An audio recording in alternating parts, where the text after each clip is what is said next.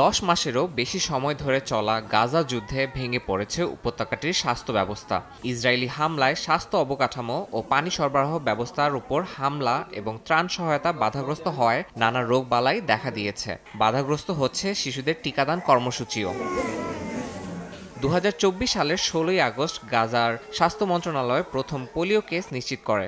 10 মাসের এক শিশুর পোলিও ধরা পড়ে, যার টিকা দেওয়া হয়নি।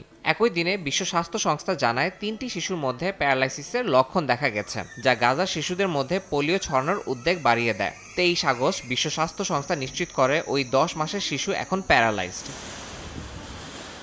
ইউনিসেফ 22 আগস্ট থেকে গাজায় পোলিও টিকার ডোজ বিতরণ শুরু করেছে, যার লক্ষ্য 6,40,000 শিশুর টিকা দেওয়া।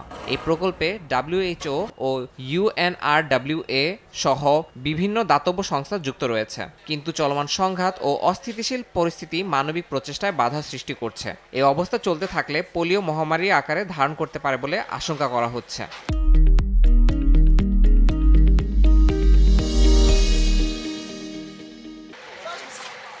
বিশ্ব স্বাস্থ্য সংস্থা ও ইউনিসেফ 7 দিনের যুদ্ধবিরতির আহ্বান জানিয়েছেন, যাতে টিকাদান কার্যক্রমের গতি বাড়ানো যায়। লক্ষ লক্ষ বাস্তুচ্যুত ফিলিস্তিনির কাছে পোলিও ভ্যাকসিন পৌঁছে দেওয়ার জন্য ইউনিসেফ কাজ করছে। এদের মধ্যে অধিকাংশই এখন ক্যাম্পে বসবাস করছেন, যাদের কাছে নেই পর্যাপ্ত পানি কিংবা সঠিক পয় নিষ্কাশন ব্যবস্থা। Here are some of the 1.2 million vaccine doses that UNICEF is bringing to the Gaza Strip. The objective is to lead a large-scale vaccination campaign against poliovirus type 2 in cooperation with WHO, UNRWA and other partners.